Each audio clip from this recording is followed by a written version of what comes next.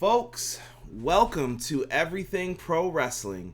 Everything Pro Wrestling is a show by the fans, for the fans. I am your host, Conrad Cushman. Joining me today is my man, Malik Kelly. Malik, what's going on, brother? How's it going, everybody? I got Malik through Skype right now, so you guys will be able to hear him as we talk about the review. What is up, everybody in the chat? I see people talking. Ooh, people are not happy with the main event of this show. But before we get into everything, guys, I want you to do me a favor.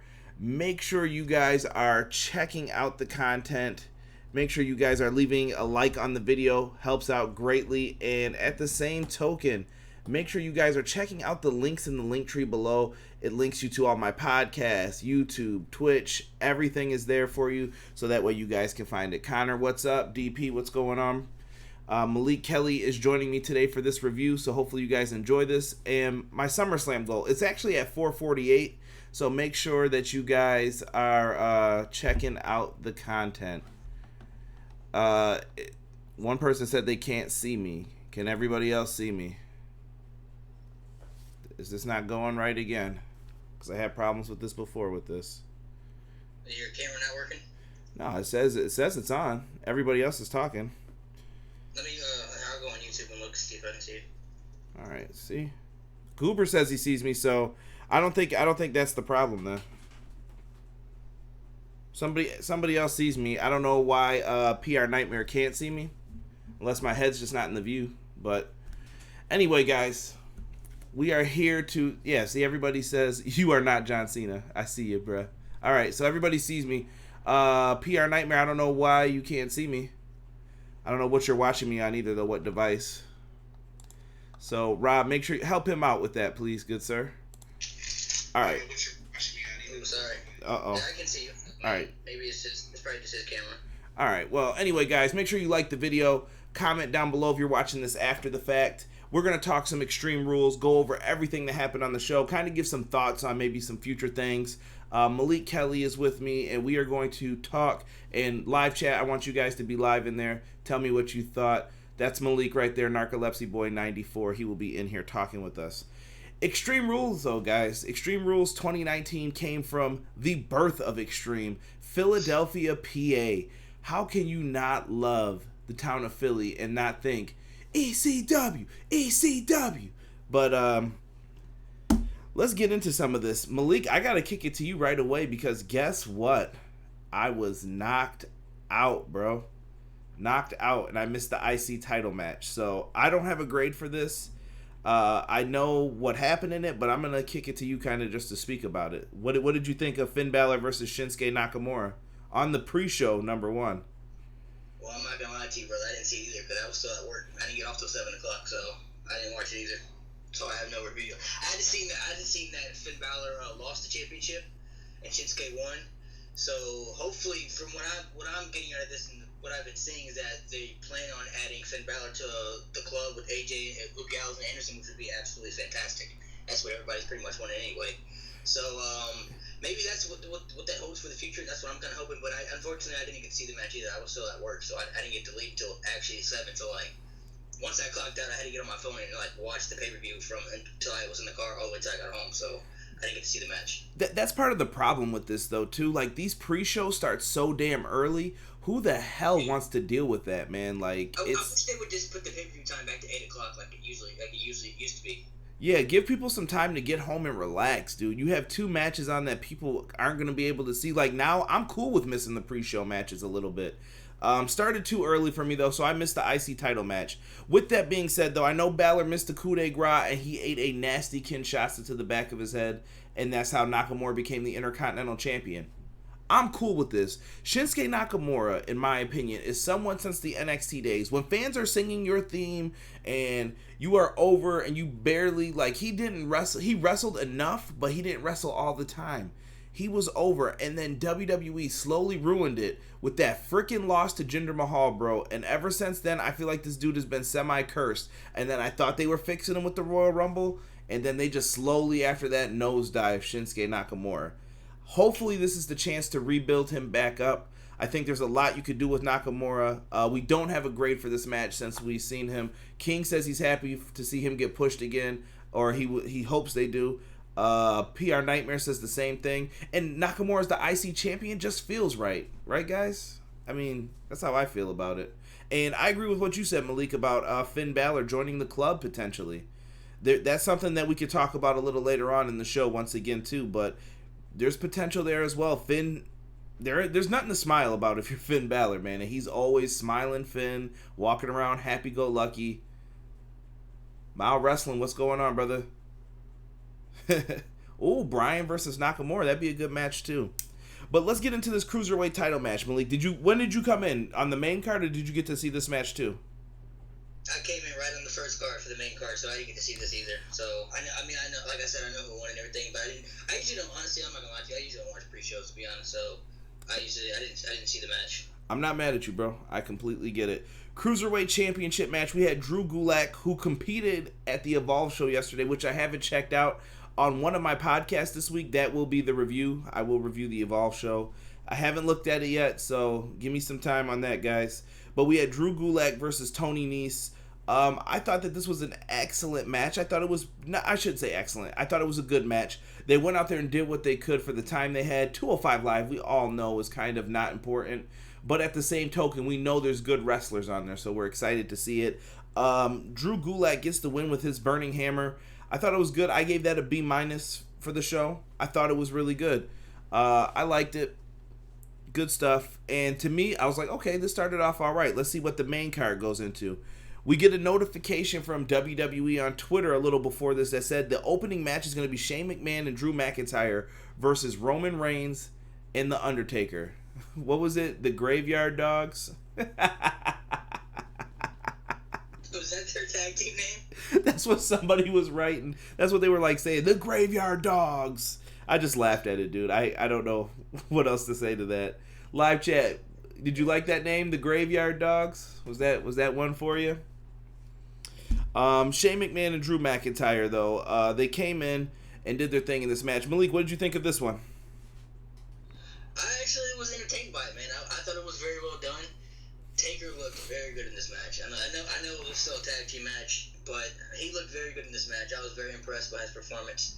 I thought it was very well done. That he took those two crazy bumps, man, and he did that sit up, man. I about lost my mind, dude. It was just, even though, look, I've been a big advocate on The Undertaker should have retired a long time ago because his matches just aren't the same that he used to be able to perform at that elite level, you know, and it just hurts to watch the man, somebody you grew up idolizing, somebody that's one of your favorite superstars ever, and when he can barely perform at that level that you know he used to perform at, it just sucks to watch him wrestle still, and I know he still has the passion and everything, but I was very excited about his performance tonight. Obviously, we know he wasn't happy with the Goldberg match, so he probably wanted to get that bad taste out of his mouth, but I thought he did very well. I thought the tag team match was very well done.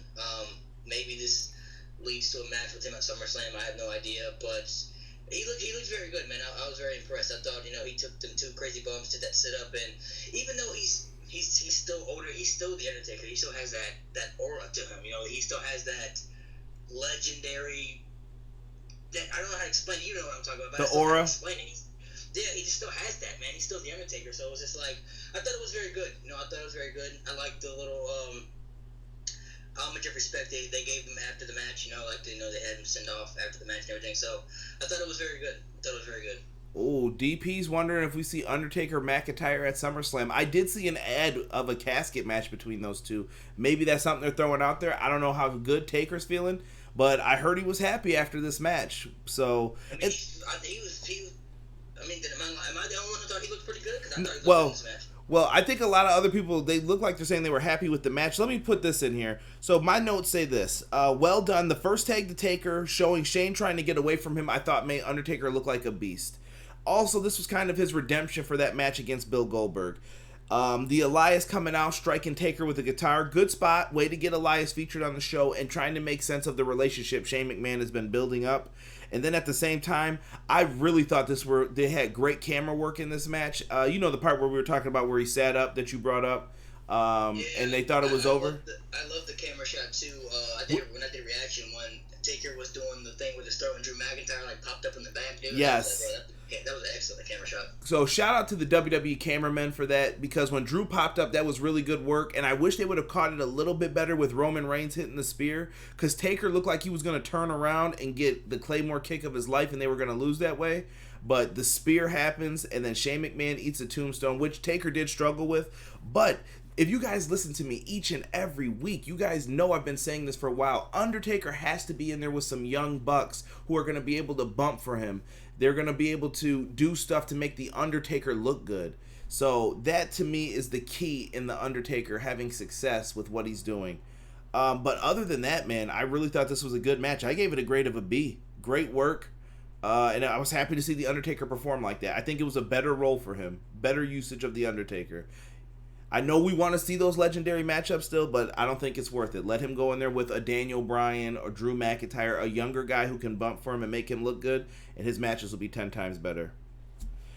We got to a Seth Rollins and Becky Lynch promo. I find these so cringe, Malik. What do you think of this? Like, are you... Too scripted, man. Way too scripted. I'm with you on the cringe thing, man. It's just...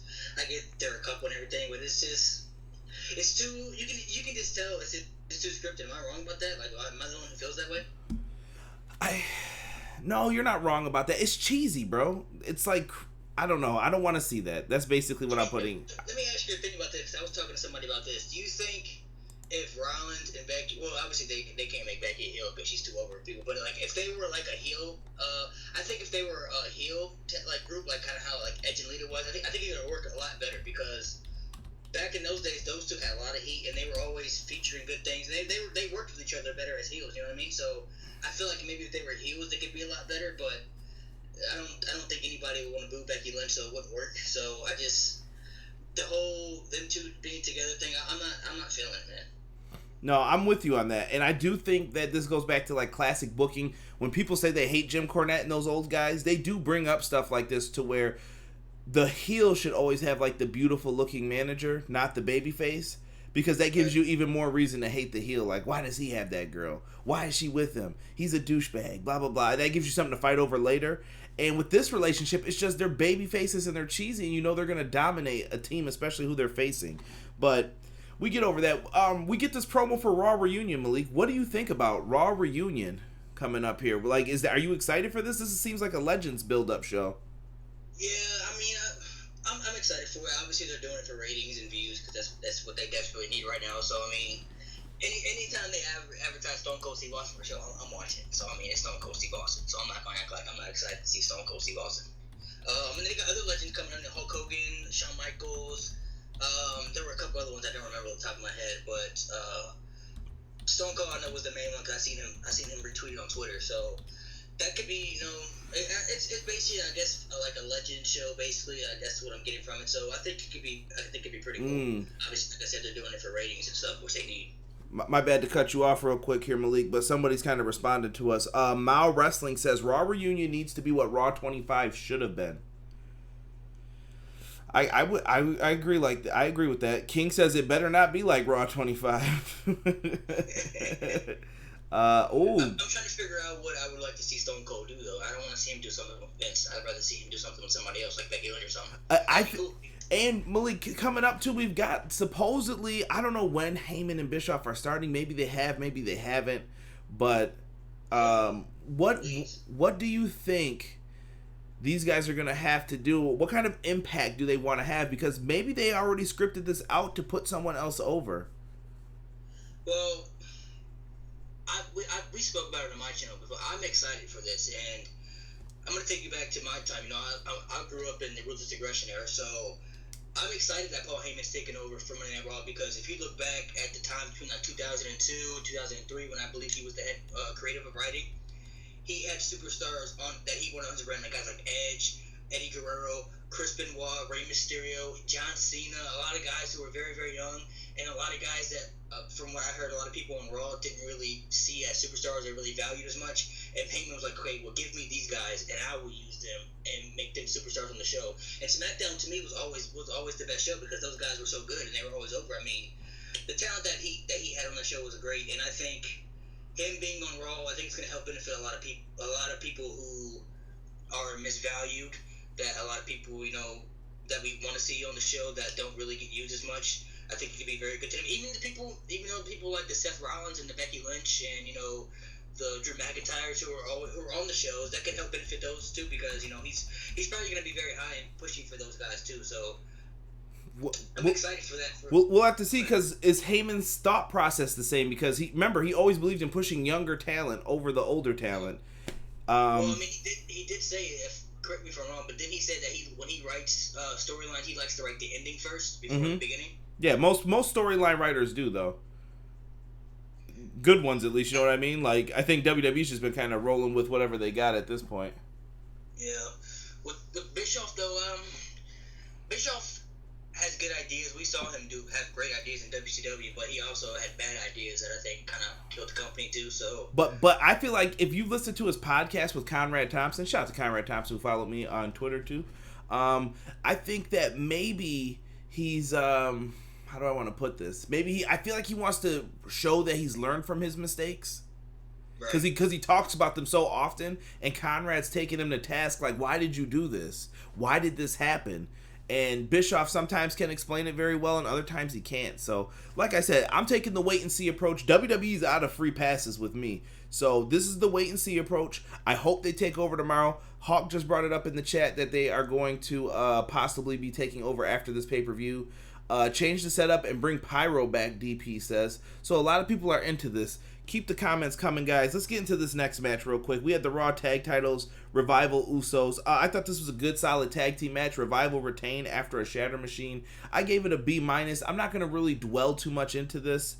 I think the tag team scene can be really good when I think about it in an overall picture. But with the team split and everything else and no focus, I struggle to see what they're going to be able to do right now with all those tag teams that they're not using, and they're split up on different brands. But I thought this was a good tag match. What did you think of it, Malik? I thought it was okay. I think they waited too long to give them a tag team match on the main card of the pay-per-view. They should have done it when people were still kind of invested into it. Now I think it's too little too late. But I thought it was good overall. Revival is still the champ, which I'm fine with. But I hope they can put them in a feud with the tag team that people can get really invested in, because they have very talented tag teams on the roster. They just don't use them properly. Yeah, I can agree with that. And I think you put this on a show where there were way too many tag matches, in my opinion. I don't know. I just wasn't a fan of how they did this stuff. I don't know. Too many tag matches tonight, so I think that kind of hurt them from being able to do more with what they wanted. We get into we're on the 5th match already for this card. This was a long show, I felt like. Cesaro and Aleister Black. Malik, I'm going to just kick it to you, man. I thought it was really good. I was very excited when they first announced it on SmackDown. I thought it was very good, very hard-hitting. Two of my favorites. Cesaro, I'm guessing, I guess the whole bar thing is over with now. We haven't seen Sheamus in a while. I know he had some concussion problems, or from what I heard. Actually, do you want to know what it really is with Sheamus? He's got spinal stenosis, the same thing Edge had. So okay, Sheamus might be retiring sooner than we think. That might be it then. Okay, I heard that. Well, I heard that he had some head and neck problems, but I heard it was like concussion and stuff too. So maybe that's pretty serious then too. So yeah, man. Prayers for Sheamus, and if he got that spinal stenosis, that's terrible. So yeah. I guess Cesaro's gonna be solo, which I'm cool with. Cesaro is very, very talented, man. He's not the best talker, but I mean, in ring though, man, he can go with the best of them. And this match with Aleister Black was what I thought it would be. I thought it was very, very good.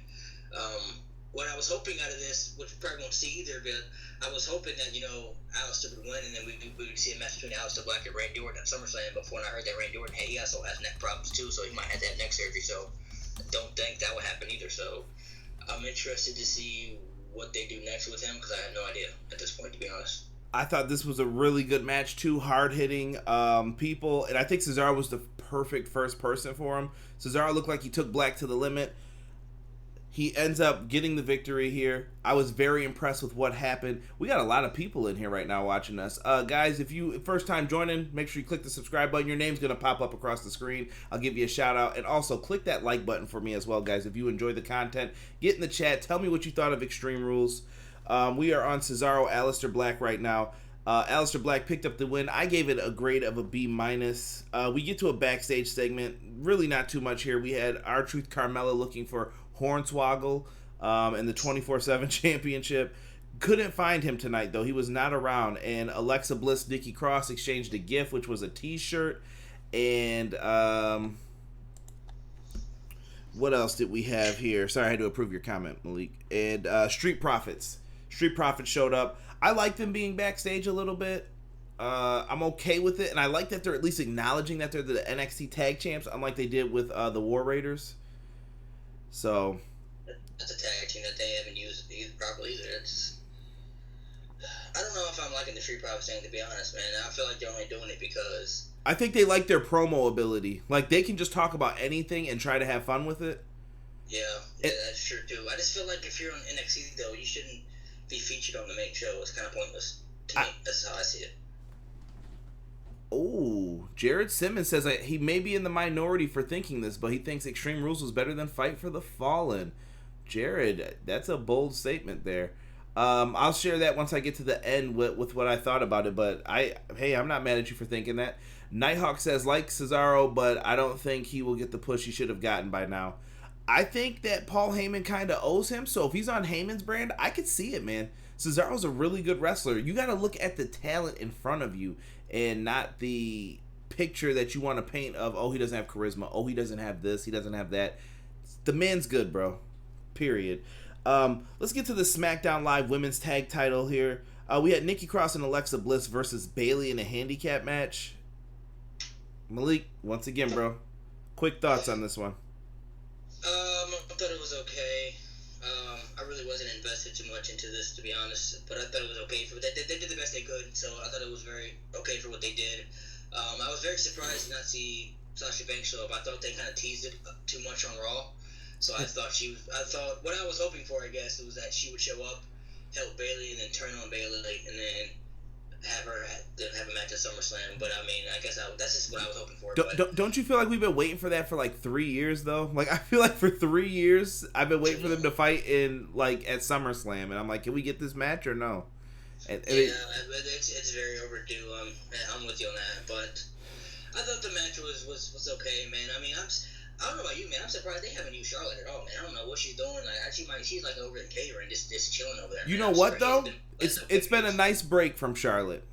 I don't know. Live chat, tell me how you feel. Are you guys missing Charlotte? Has it been okay? Tell me what you. I feel like they're trying to replace. I'll let you know when we get to the main event then, because. Yeah. So Bayley ended up getting the win. Flying elbow drop off the top on Nikki Cross. C+ match in my opinion. Not that I hate any of the women involved in this. I hate handicap matches and how they do these things sometimes. And we didn't get a resolution on either side. Like, nobody turned, nothing progressed. So we're going to have to watch Raw to see what happens. Last man standing match here. We have Bobby Lashley versus Braun Strowman. I guess I'll go first, Malik, before I go to you. I honestly feel like Braun Strowman and Lashley have some type of chemistry here. Like, I don't know what it is, but it's been working. Like, and these are two people who I could probably care less about if you watch my Raw reviews every week. I'm just like, ugh, these guys. But they've been putting in work. They've been doing their thing a little bit here. In this match, we saw a bunch of different things. Braun's injured ribs or spleen, whatever it was the focus in the match. They brawled in the crowd. They were in the arena lobby. I felt like I was playing Here Comes the Pain. These dudes were going all over the place, going into the merchandise stands. We saw a reverse driving spears through the barricade on the opposite side than we usually see it. People got thrown over the international announce table, so those guys got some action for once. Someone definitely ate a piece of Bobby Lashley's ass, because that dude just freaking got launched into him, and I was like, ugh, shit.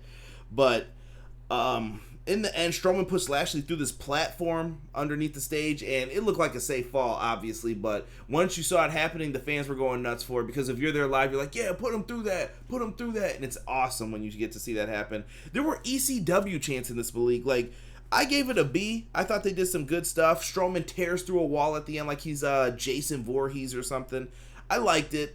It was a little cheesy for that, too, but they did what they could in this match. I gave it a B because, you know what? I got to give credit where credit's due. Even though I don't like both of these guys and what they've been doing recently, I got to show him respect on that. I thought it was a good match. What did you think of this? I'm glad you brought that up because I thought I was going to get some heat for saying that. I thought it was pretty good. I think these, like I said, I think these two have chemistry too. I think Braun Strowman's heat has been killed off ever since 2017, so people haven't been invested in him. People haven't really been invested in Bobby Lashley at all since he ever came back. But I thought, they did very good together, man. I know, like, a couple weeks ago when they went through that pod, I about lost my mind. So, I mean, I was, that caught my attention immediately. So, these two, obviously, I think they know that most people really don't care about what they're doing, but they went out there and I thought that they put their bodies on the line, man. They tried, man, and they thought they put on a decent match, man. I was very, very impressed. I wasn't really too high on the match at first, but it overexceeded what I thought it was going to be, so I gave it a B2. Everybody's laughing about that. Somebody ate ass. Now I'm getting good shit, pal. You guys are funny.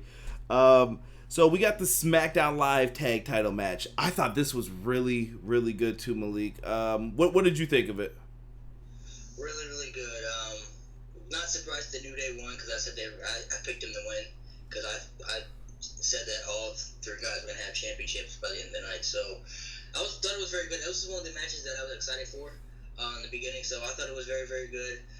Heavy Machinery is starting to really impress me, and I wasn't really too high on them in NXT. And I wasn't really too high on them coming up to the main roster, but their last couple matches, man, they got really good chemistry together as a team. That's just how I feel about it. I'm really starting to kind of get behind them a little bit.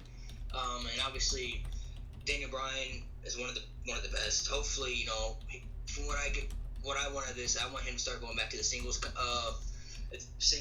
And if they want to keep rolling with him, that's fine. But I hope he leans more towards back to singles competition. I think that's what he's best at anyway. And then, of course, New Day, they're Hall of Fame tag team. So, I mean, the tag team match, I thought was really good. People in the chat are echoing you on that, Malik. Goober316 says he's becoming a big fan of Otis. Otis versus Scotty 2 Hotty. So, yeah, the up, down, down gets them the win. New Day, 6-time tag team champions. I think New Day's up there in the conversation for best tag teams, too, in the company and in the world. These guys don't get enough credit. Easily. Like I said, they're Hall of Fame tag team, easily. My favorite moment in this, too, was after they won and they celebrated. No, it was just a regular triple threat tag, PR Nightmare.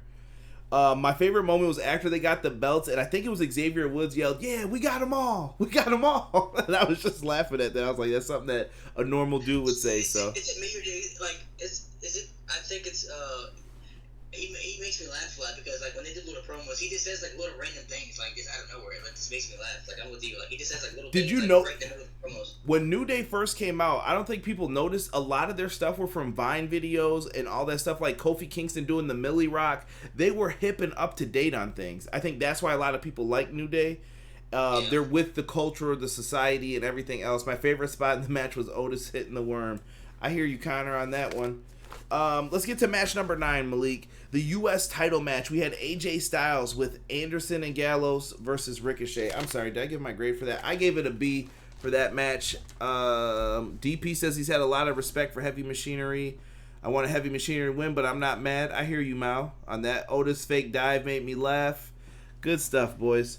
Let's get back to this U.S. title match, though, Malik. AJ Styles with Anderson and Gallows versus Ricochet. This one reminded me, it felt like AJ Styles was wrestling himself. I hate comparing like this too sometimes, especially because Ricochet's so great on his own, and to me, he's one of a kind. But AJ Styles, it felt like a young AJ Styles versus AJ Styles today. And I thought it was a really good match once again. I liked what they did in this one. AJ Styles is so good, man. He could, like I've said this many times, and I'll stick by it. This guy could wrestle a broomstick, and it'd be a 5-star match. The dude is absolutely spectacular. Ricochet, like you said, he's one of a kind too, though. Very, very athletic. He's probably done more flips than I've ever seen by any wrestler ever. So I mean, this guy is very acrobatic. The match I thought was okay. I'm excited for the feud, though. I think this does lead to another match between them at SummerSlam. Save that. I got a question for you after about that. Yeah, my thing. My only thing with this is that at some point Ricochet has to have some help. He has to have 2 guys that's going to be able to save his ass, because obviously he's going to keep getting outnumbered with the 3-on-1 with the club. My thing is, I don't know who. Like I was Aleister Black may be one guy that I can see because they did the little tagging thing, but I mean, I have absolutely no idea, man. That's the only thing I've been trying to figure out for weeks, man, and I cannot figure it out, man. I do not know who you put with this guy. What, with the whole club in general? Just with Ricky, like, obviously at some point, Ricky... Oh, you're saying who's going to help Ricochet? Yeah, because they're gonna keep outnumbering him. I mean, so it's gonna be 3-on-1. So I've been trying to figure out like what two guys are gonna come and help him just for that little bit, you know, just to make the numbers even. I can't figure it out. Besides, the only person I could see would be Aleister Black, like I said, because they teamed up for a little bit. But other than that, I have no idea. Let me ask the live chat. Live chat, we're gonna get into the finish of it real quick. Who would you put with Ricochet to compete against the club? Tell me the tag team you would pick. I would like to hear from you guys. That goes for you guys on Twitch, too. What up, Sick With It? Got to give you a shout-out as well, brother. Shout out to my XGW brethren. Yeah, so... Not AOP. I see AOP comment in there. Uh-huh. Yeah, people are making comments to everything. So, real quick, the match ends with some interference. The club interfered in the beginning of this and throughout the whole thing. Carl Anderson ends up getting jacked up. He's laid out. Luke Gallows grabs Ricochet's foot before he can attempt the 630. He falls over. AJ gets up to the middle rope, sets him up for the Styles Clash, and kind of does it reverse. Instead of diving off forward like he did last time, he does it in reverse. Ricochet eats that bad boy, and AJ Styles is the new U.S. champ. I thought it was a dope ending. But what I was going to ask is this. So Malik brought up what tag team would be able to do it. And I'm seeing some Street Profits, Mr. Transitional. Knock it off, Rob. It doesn't necessarily have to be a team. Just what two guys in general. You know what I mean? Yeah. It could be. It could just be Aleister Black and Cedric Alexander. It could be something weird like that too. We don't know what's going to happen with it. Let me ask you this. We talked about Finn Balor losing the Intercontinental title earlier, and in my mind, Finn Balor losing the Intercontinental Championship, Hawkins and Ryder, PR Nightmare, you're getting close to getting booted out of here for that. Finn Balor, could he join the club? Could you see this becoming like a 4-man group? Could this become an even bigger stable, Malik? Absolutely. I mean, I think this is what people wanted. I mean, maybe, I just thought about this. What if Finn Balor comes out and helps Aleister Black, and then he turns on him at some point? I can see that happening. I think that would be pretty cool. Just thought about it at the top of my head, but I mean, maybe Balor comes out and helps Ricochet for a little bit, then he turns on him at some point, then they have all four of them. And you can't tell me that Anderson, Gallows, Finn Balor, and AJ Styles together as a group, dude, that's money right there. And you got to think too, a lot of people have been talking about, you know, them versus the Undisputed Era, which would be absolutely fantastic too. So I mean, to me, this will work if you put Finn Balor with him. Because if you put Finn Balor in the group, you can have AJ Styles or Finn Balor be the top guy. It doesn't matter which one it is. You can just switch between the both of them. It doesn't matter which one has the championship. They're both that good. I like that. PR Nightmare just said he'd like to see Apollo join Ricochet. Could you imagine a tag team of Apollo and Cedric Alexander? I think that'd be a good team. That would be pretty cool. I think I would be all right for that. I'd definitely be down for that. But the faction though, the club though, man, with Balor, AJ Styles, and Gallows and Anderson, I would totally be down for it, man. Like I said, if they put them together, you have to make them like the top dominant faction on, like, you have to make them kind of like Shield. How Shield was when they first came, like, you legit. Like, you have to make them legit. I think, so I'm going to just end this on this last point. I think for SummerSlam, and it's probably me being selfish because I'm going to, I think we should see a ladder match with AJ Styles and Ricochet for the U.S. title. That's what I was kind of hoping for tonight, to be honest, man. That's what me and Kyron were hoping for. But the ladder match would be really, really good, man. But another thing too, I want to add, if they put these guys together, man, I want to see the theme song. They gotta have a theme song for the group, man. They gotta have gear and everything. They gotta go all out with it, man. They gotta make it feel like the New Japan style. That's what I kind of want to see about it. Hold on, I gotta read Six comment too. Six says it'll be a good way to snatch the carpet from under AEW. That is a very good point, Sick. And he also brings up the fact that WWE arguably has the most popular members of the Bullet Club. And at the same time, Nighthawk added, what if Ricochet joins the Bullet Club and then AJ won't need to worry about him for a while? You could do something like that. No, Ricochet lost this match, PR Nightmare. AJ Styles hit a reverse Styles Clash. You need to go out of your way to see that, brother. Trust me. That's not a bad idea. Thinking about that, I like that. Gallows and Anderson can't be booked like clowns. You got to make the club dominant. Jared, I think that they probably have some guaranteed language that they've heard and spoke with Vince in them. Because if they signed those 5-year deals, they better pray they're not treated like they were last time.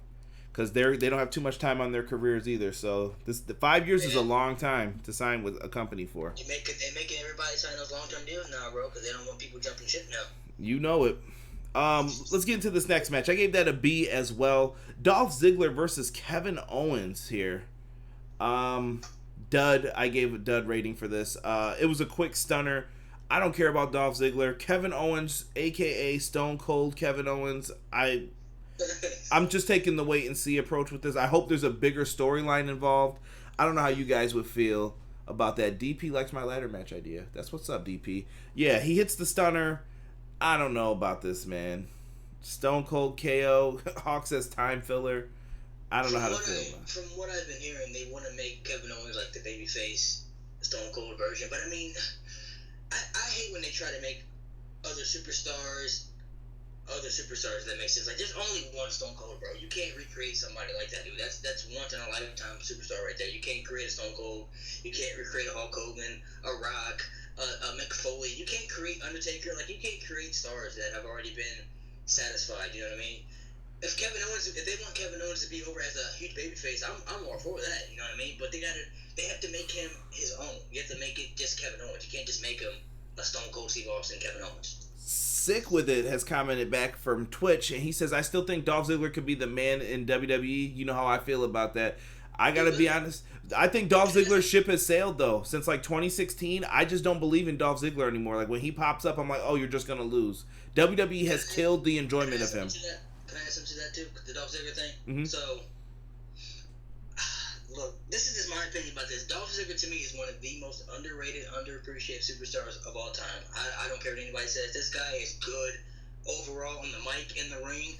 But exactly what you said, man. Every time he has a feud or he is in a match, you know he's not going to win, and it kills the aura of him, dude. I just think he's very underappreciated. Like I said, he's been over a lot of times when they haven't used him properly. I know the one time he had concussion problems and everything, which wasn't really his problem, but I just feel like he's very underrated and underappreciated, man. Like, you can't tell me that he's not good. You know what? It goes back to what Booker T said a long time ago. Sometimes it's bad to be so good at bumping because then they want you to make everyone else look good. I think that was a problem he had for a while, and Sick with it says he needs to go away for a while. I agree, Sick, and the problem is he just stays with WWE just because. So I think he's just, I don't know if he's too loyal or if he just or you could be so driven. You could be so driven that you're blind too. Like, if someone told me to leave something and stop doing it and go somewhere else, I wouldn't do it, maybe out of my own ignorance, because I want to prove to you that I can. I think he's very comfortable, though, with the position he's in, though, honestly. It has to be. I mean, he could have left. If he wanted to leave, he would have left. He could have left many times already. So, I mean, I think he likes the money that he had paid, and I think he's okay in the WWE environment. I think he understands his role. I think he's okay with his role. I'll just leave it at that. I think he's happy with, or not happy, I think he's accepted the role that he knows what he has to do. Let's get into the WWE title match. This was what I was looking forward to. Kofi Kingston versus Samoa Joe. This match felt kind of just plotty. It was there. They were moving. They did what they had to do. Here's my problem with this. I feel like this was a must-win match for Samoa Joe. He doesn't get the win. Eats the trouble in paradise. Nice counter from him going for the coquina clutch to slamming Kofi's head down. Kofi just hits a trouble in paradise. 1, 2, 3. Kofi's been booked strongly. We cannot complain about that. But I think Kofi's hourglass is running out at SummerSlam, man. I really do. I just think his time is running out, man. And at SummerSlam, I think someone's going to beat him for the belt. The question is, who? I gave this a B-. Quick thoughts on this one, Malik. I'm happy that Kofi Kingston went on for this. I think Samoa Joe will be the guy to beat him at SummerSlam because I think you have Kofi win here tonight. And then you have Samoa Joe. I think Samoa Joe needs to be more vicious than he was. I think today he was, from what we've seen, he's been kind of, just cocky and over arrogant. I want to see the vicious side of Samoa Joe. So I think Samoa Joe should get a rematch at SummerSlam. Even if you want to add some type of stipulation to it, that's fine. Then you have a Samoa Joe that's dominant where Kofi Kingston just can't overcome it and can't beat. That's how I think Kofi Kingston should drop the championship. And I think Samoa Joe should check his form at SummerSlam. And everybody will be satisfied. Like you said, Kofi Kingston has been booked strongly, which we can't complain about. I think he's been a very solid WWE champion. And I think, it's almost time for him to drop that belt and move it on to somebody else. And I think Samoa Joe would be the perfect guy. And SummerSlam, I think, would be great. but it has to be a Samoa Joe that's going to be dominant. Samoa Joe lost tonight, which is okay, but now you have to book him strongly where he's vicious, he's dominant, he's not, he's tired of the BS. You have to just book him where you just believe, like, okay, Kofi Kingston you can't stop this guy now. You see in the chat right now, we got some. First, shout out to R-Dub for coming in here. R-Dub brought up Bray Wyatt. Talks a big game but doesn't win, so they're saying that he's reminding him of Bray Wyatt. That was Goober who wrote that. I don't know if R-Dub was saying that Bray Wyatt could be the guy to beat Kofi. That wouldn't surprise me either with how they pushed him. But Bray Wyatt's kind of been dormant, so we don't know. I think Orton will be the guy for some reason for the win on that. Dream should beat Kofi at SummerSlam, King says. Jared Simmons, WWE should have pulled the trigger and let Joe beat Lesnar back at Great Balls of Fire. Jared, hats off to you, my friend. I 100% agree. You can go in the archives and find that because I said that. Joe was getting screwed. Now someone thought he could take on Brock, but yet can't even get a W. Yeah. But like I said, maybe this new shakeup tomorrow will change Samoa Joe's fate. And I really hope that something like that does. I think Joe is really good, and he's in, like, the last time he's going to be in his prime. You have to use him now. I got a question for you. So, do you feel like it's bad because when superstars that we like win the championship, but then at some point you just kind of lose that little aura about him, and then you want to see them lose the championship? Because that's how I feel about with Kofi Kingston. Like, we were all so excited when he won the championship at WrestleMania, but now it's kind of like he's only had the champion for since April, and it's July now, so now people are kind of like ready for him to lose the championship already. Do you feel like that's a good thing, or is that a bad thing? Let me read 6. 6 says, I'm enjoying this run as Kofi as long as it's going to last. # Black Champions, and he put the smiley face with the nation fist. But with that said, Malik, I think people are armchair quarterbacking a lot of it. And R-Dub says Bray Wyatt needs to be Kofi, was what he was saying. Armchair quarterbacking is when you try to make decisions as soon as they happen. So the moment someone gets the title, I think the same way sometimes. I think who's going to beat them or how long they're going to hold it. Like, ever since Kofi won at Mania, I'm like, listen, he can't lose it in a month or the next night. He has to be champ at least till SummerSlam. And that's already been built up in my mind. Bray could return tomorrow night, Connor. I don't know. And people are still talking about # chokeout Dom. I'm 100% behind it, boys. Poppy Joe needs to choke out Dominic. Yeah, I don't know, Malik. That's tough, man, because people armchair quarterback, including me. Like, that's what I do on this show sometimes. We armchair quarterback things. And I think Kofi's been doing a great job as champion, DP. I know that you said that you're not feeling it as much. I see why you feel that way, but at the same token, I've been happy with what both champions have done. I just want them to do more. I want them to feel more important. So I know that they can do things like that. So, hold on. I've said the night he won at Mania, he would hold it until SummerSlam. Same thing, R-Dub. Same thing here, bro. Let's get into this. Let's get this mixed tag Extreme Rules out of the way. I hated this match. I'm not going to lie. This is so stupid to me. Lacey Evans and Baron Corbin, for all those who wanted them to win, they never had a shot at winning. Could you imagine headlining SummerSlam with Baron Corbin or Lacey Evans in one of the top spots? Absolutely not. Not after what I've seen from her and the crowd reaction towards Corbin. I think Corbin gets a bad rap, and I think Lacey Evans has improved, but come on, man. I'm with you on the bad rap for Corbin. I don't think Corbin's bad at all, to be honest, but I think it's just people aren't feeling him as much. And Lacey Evans, man, too sloppy, man. Too sloppy for me. I think what I was going to bring up earlier is I feel like they want her to be a Charlotte 2.0, and that just ain't going to work, man. She don't have the athleticism as Charlotte. She don't have the charisma as Charlotte does. The character overall, her character is, I don't have a problem with their character at all, but it's just, I think they should let her stay on NXT and develop too much, man. I think they caught her up too early, and I don't think she's really still trying to learn, man. Like, she messes up spots with Becky Lynch, and you can see Becky Lynch get, like, frustrated in the ring with her and stuff like that. So it's like, she's still trying to learn, man. She's still kind of a rookie, man. They should have kept her in NXT so she can develop to become somebody, but I'm with you on the mixed tag, man. I wasn't feeling it either, man. It was what it was. I give respect to the superstars for trying to go out there and make it what it was. But, I mean, you can't tell me people weren't invested into this at all, man. I mean, people were chanting in the match, we want Lesnar. No, we don't, the whole time. So, I mean. Yeah, and we'll get into that, too.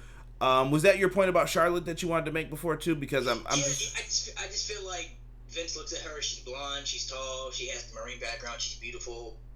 but they kind of want her to be like a Charlotte 2.0. But I mean, she's nothing like Charlotte. Like I said, she doesn't have the charisma Charlotte does. The in-ring talent doesn't even compare to what Charlotte can do in the ring. And I think she got pulled from NXT too early. She didn't have that time to get that seasoning like R-Dub's bringing up in here. Lacey is Vince's pet project right now. Not anymore, bruh. Not if things are going the way everyone thinks they are. We'll see. Like I said, we don't know if Vince is going to be doing that. Both feuds were too long. I agree with that, Huck. This whole match was just off to me. The biggest problem with the top champs have been their challengers. I didn't care. Becky is going to challenge Corbin to a match. We might see that tomorrow. Actually, I got to give a props to that spot, though. That spot was definitely a shocker spot where Baron Corbin hit the end of days on Becky Lynch. Dude, I really like, I'm not going to lie, I did like that spot. That was a spot that kind of made me pop a little bit. Wife beater Baron Corbin in the WWE, folks. What? And Lacey walked out on him. How dumb is she? Like, what was that? Who booked that? Yeah, it's a championship match, too. I was like, you walking out on a title match? All right. Yeah, like Corbin looked like he was trying to do whatever. Nia Jax is injured. She had knee surgery on both of her knees. PR Nightmare. She's going to be out for a minute, yeah. Yeah, so with that, he hits the end of days on her, and then Rollins beats the crap out of him with a kendo stick, steel chair, and then he hit 3 curb stomps on him. After the match, though, she was out. I think they could have saved that spot for Brock. I would have switched it and had Brock F5 Becky, because that could have added to their feud for, obviously, they're going to fight at SummerSlam. Brock a lot of heat, man. A lot of heat. Live chat, what do you think of that? F5 instead to Becky? Rollins gets mad? Him F5 and Becky, and then win the championship after. Oh, do you know the hate he would get for that? And think about this, too. How hypocritical are some of the fans that... If you didn't want Lesnar to be the champ, like, I really was kind of like, oh, Lesnar's about to win. Like, you knew it was going to happen, but... Yeah, we all knew it was going to happen. But some people who wanted it were the same people booing when he was going to win last time. Yeah. It's different with Lesnar, man. Like, look, since we're getting to Lesnar, I'm just gonna give my thoughts on it. Is that cool? Yeah, go ahead. We all knew it was going to happen because he had the briefcase. And look, I'm a Brock Lesnar fan. I've always been a Lesnar fan. I don't hate the guy. I'm not mad at the guy for doing the part. The guy, when it comes to business and wrestling, he's super smart. You can't deny that, bro. He knows what he wants. He gets what he wants. He's getting paid what he feels like he's valued. And I can't be mad at that. I mean, I can't be saying I wouldn't want to get paid if I was him. I'm saying if I was Brock Lesnar, I can't say I wouldn't want the schedule. But from a fan's perspective, you can't convince me that he needs the championship. He does not need a championship to build up the superstardom or whatever you want to do for him. Brock Lesnar is just fine without the championship. If you look at when he first came back in 2012, from 2012 to like 2015, I would say, I liked when Brock Lesnar came back. I got excited when he came back because when he came back, they put him in feuds that I was excited for that mattered. And he didn't really feel like he didn't need the championship. Even when he won the WWE Championship, I felt like it was much needed for at that time and wrestling at that time. But what really killed him is when he put the Universal Championship on him and they had it on him for a year and a half. It was ridiculous. He defended the belt like 4 times. It's ridiculous, man. You can't. This is supposed to be your second biggest championship on the brand, right? And it kills the value of the championship when you put it on a guy who's never there. And it's just. I just feel like he doesn't need it, man. You can't convince me that he needs a championship. Like I think I like Brock Lesnar. Brock Lesnar wants to come part-time and work feuds with, if he wants to work SummerSlam and WrestleMania and Royal Rumble, whatever. Cool, do your thing. But when you put the belt on him, though, man, it's not needed. It's not needed. Somebody just brought up, don't let your emotions get the best of you. And I think that's what happened with those Lesnar reigns. They wanted Lesnar to get the belt because they wanted it off of Roman. Then when he had it, they weren't happy with that either. There's no satisfying everybody, though, man. People are always going to complain. Yeah, with wrestling fans, bro, you're not going to make everybody. It's impossible to make. I've been telling people this for a long time. It's impossible to make every wrestling fan happy at once because the audience is so divided. You have kids, old women, old men. You have teenagers. You have people our age. So not everybody's going to be happy, man. It's impossible. Right. Some of you guys haven't seen the Attitude Era stuff that a lot of the old heads want back. It's just a different world, man. People are in different stages of wrestling, too. Some little kids, this is all they've ever known. They don't understand, like, this is bad to me. Like, I'm like, this is bad writing. This isn't wrestling, and then... The whole thing with like a John Cena, like little kids look up to John Cena, but people your age and everything else hate John Cena, so it's like... Because that's your generation's Hulk Hogan. Exactly. So it's like, are you supposed to... We have to make the kids happy too, because they're a big part of the product, just like we are. So you have to make them happy as much as they are, as much as the adults are. So it's a hard situation, man. But like the whole Lesnar thing, I don't know. What are your thoughts about it, man? How do you feel about it? You know what? Let's see where it goes. I mean, Heyman's in charge of the show. They have to do more with Brock here. I don't know though, man, because now how long is he gonna keep the belt for? Is he gonna lose it at SummerSlam? We're gonna have to. If this is at SummerSlam, then I'm okay with it. I can't complain about that. Yeah, but we'll have to see what the story's gonna be. I think tomorrow night's Raw is gonna be interesting. Overall show grade, I gave it a B-, Malik. What would you say for this show? Stars out of 10. What would you give this? I would give it a C+ for me. I would give it a C+. I think that it's getting better. The cards are getting better. The SummerSlam card you have to go all out for the SummerSlam card though, because Takeover is before SummerSlam. You already know what Takeover's gonna do. So. And I'll be at that show too. I can't wait. Man, that's gonna be one of the. I'm gonna call it right now. It's gonna be one of the best shows you ever go to, bro. Like the Takeover, from what I've heard. I haven't looked at the card, so don't spoil. No spoilers. No, we don't even know the card yet. Like the card's not even out there yet. But from what I've been hearing, that they're saying like Triple H is going all out on NXT. Like the shows that haven't appeared on NXT, they're saying that he's going all out for the show, dude. So like. All right, so. I'm getting a lot of agreeances with my B- grade in the chat. And one last question for everybody real quick. And then I'm going to let Malik plug his channels and we're going to get up out of here because it's getting late. Takeover Area 51. I saw that. Stop it, Robert. What was the better show? Fight for the Fallen or Extreme Rules? Everybody, honesty. I don't care what your opinion is on it. I mean, I do care what your opinion is on it, but I'm not going to judge you. What do you think? Definitely. Fight for the Fallen was better? I'm going to say Fight for the Fallen. Do you have to watch the Evolve show? I thought the Evolve show was better than Fight for the Fallen. That was just me. But you haven't seen it yet, though, so. I haven't seen it. I will give my review on the podcast. Maybe I'll talk about that afterwards. Who knows? But, yeah, Connor says Fight for the Fallen is the first one to come in with it. Fight for the Fallen from DP. Everyone keeps talking about it. Evolve was the best, Juggernaut said. Seth Marrow. Yeah. Shut up, Robert. Hashtag Seth Marrow. Tweet that at me when we do the Raw review tomorrow. I'll die laughing. Fight for the Fallen for R-Dub as well. King says Fight for the Fallen. Goober says Fight for the Fallen. Miles says he can't decide. Both were great, but not that great. Hawk says he hasn't seen Fight for the Fallen yet. Hawk, you got to go out and find that, bro. Watching Evolve at work tomorrow. Come on, R-Dub. Aren't you supposed to be working when you're doing that? I won't tell on you, bro. I would do the same thing. I'm not mad at you. I can't wait for it's all out, brother. All out. That's fine. He probably meant that. That's fine. Yeah, he knows what we're talking about, yeah. But all out's gonna be scar stack, bro. I can't wait for that show. Live chat, do me a favor, guys. I'm not gonna shout out everybody. There were a lot of people in here, but I've called out all your names, I think, at some point during this, including Sick, who's on the Twitch channel watching, Periscope as well. Shout out to the Brainbuster Radio team. I didn't give them a shout out. Make sure you guys check out Brainbuster Radio. I'm on every Saturday, so subscribe to the podcast. And I also have my own personal podcast. All that stuff's in the link tree. Juggernaut, we know what you meant. We knew you meant all out, bro.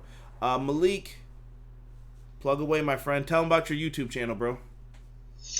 Yeah, make sure you guys go subscribe to my YouTube channel, Narcolepsy Boy 94. I do trivias, anything trivias from like Disney trivia, WWE trivias, Nickelodeon trivia, Disney Channel trivias. If you're into trivias, go check it out. I also do trivia battles, which means I compete against guys. So if anybody's interested in competing against anything, go watch a video, comment below, let me know. I'll battle anybody in any type of trivia. I also do wrestling reactions every Monday, Tuesday, and I did wrestling reactions for Extreme Rules, so make sure you go check that out. I also do debate shows every Saturday, which Conrad is on a lot. I do debate shows about wrestling debates. So we've done top 10 greatest superstars of all time, top 10 tag teams, top 10 NBAs, pro talkers. We've done basketball, football. Every debate you could think of. Mm-hmm. So I do debates, and I also I'm adding a new series to my show. I'm gonna add them on Wednesday, which will be talking about the legendary careers of superstars. So make sure you guys go check that out too. That's for upcoming. I'm planning that right now as we speak. And I also do a podcast on Anchor too, which you can go find. Narcolepsy Boy, which is my Anchor, which I gonna be more consistent with. Which I need to be more consistent with. So make sure you guys go check that out on Anchor and Google Podcasts and all that stuff. It's called Narcolepsy Boy.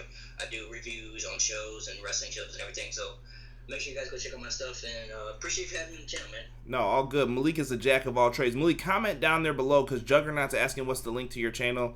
It's just going to pop up here in a second, Juggernaut. So when you see Narcolepsy Boy 94, you can click go to his channel and subscribe.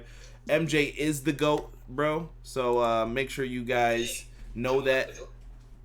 No, somebody just wrote MJ is the GOAT because we were talking about basketball. I said, yeah, he does basketball, football too. Take it easy, guys. But thank you so much for watching this Extreme Rules review. I should be back tomorrow night. Like I said, things are still wonky. If the kid happens tomorrow, there ain't going to be a Raw review. So if I have it up and it doesn't happen, that's what probably happened. So please don't hate me for it. I'm doing my best. Also, that SummerSlam goal, guys. We need to get almost like 50-something more people to subscribe to the channel. So if you got friends that love wrestling, I want you to find at least one person tomorrow and tell them, yo, you need to subscribe to Everything Pro Wrestling. My man Conrad Cushman puts out good stuff, whatever you want to say about it. And tell them to subscribe to the channel. We need it. Juggernaut, thank you for subscribing to Malik. I appreciate that. Braun can choke the GOAT. Hey, I ain't reading that. Come on now, PR Nightmare. You almost got me. But with that being said, we are out, guys. Thank you so much. Hopefully you enjoyed Extreme Rules just like we did. This is the best live chat in pro wrestling. We are out. Peace, guys. See you guys later.